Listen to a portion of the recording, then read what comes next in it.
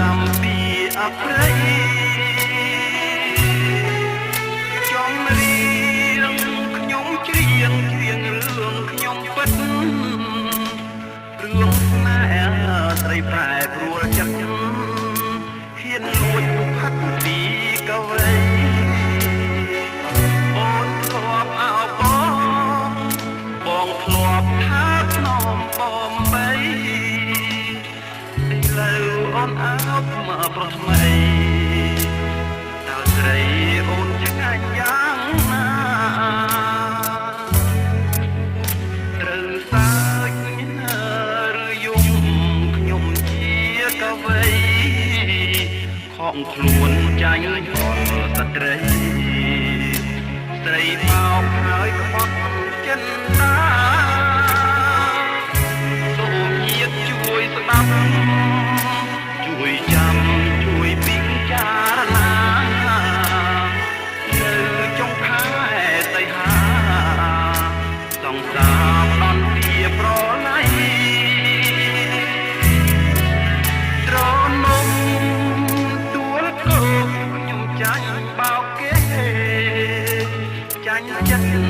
ចាញ់រូបស្រីស្នេហ៍មាសមេធ្នប់អោបប្រុសថ្មី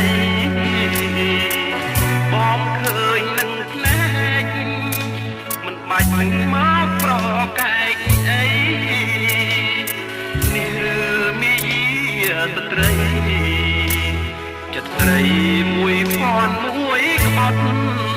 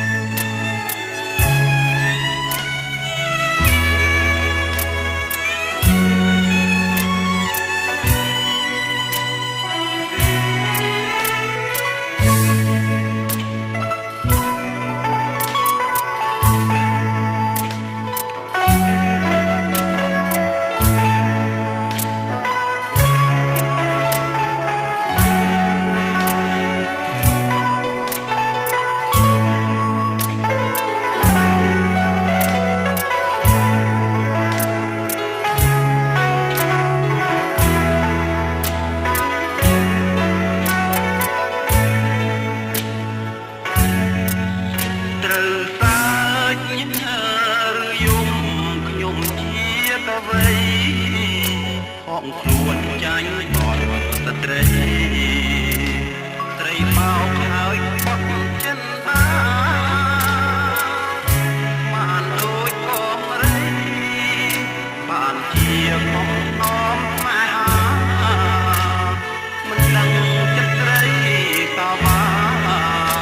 ឈ្មោះថាជាស្រីកាកេបើសិនជាងទឹកភ្នែកដើមទើតែធ្លាយបាយព្រោះខ្មាំងនឹងសំដីស្រីបើសិនខ្ញុំយំតើខ្ញុំយំប្រយោជន៍អីរឿងអូនខ្លះមានប្រុសថ្មីក៏វៃបងសូម